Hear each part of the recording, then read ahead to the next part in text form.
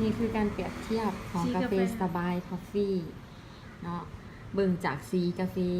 เนาะเริ่มต้นก็คือเบิ่งจากสีกาแฟอันนี้เป็นกาแฟของเจ้าอื่นเราบ่สามารถวางซื้อได้และนี่เป็นสบายคอฟฟี่เข้มข้น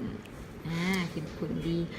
และที่สำคัญเนาะครีมเทียมกับเป็นครีมเทียมเกรดดีเกรดพรีเมียมครีมเทียมที่เฮ็ดจากถั่วเหลือง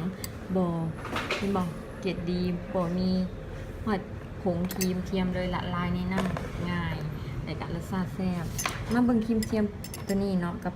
เม็ดกาแฟยังลอยอยู่เลยนี่ค่ะเป็นบ่อครีมเทียมเพิ่นยังเป็นผงอยู่เห็นเหมาะสังเกตอีกค่ะเด้อยังเป็นผงอยู่บ่อละลายนี่คือกาแฟสบายคอฟฟี่ยิ่งดื่มยิ่งดีเลือกดื่มกาแฟเพื่อสุขภาพเลือกสบายคอฟฟี่เด้อ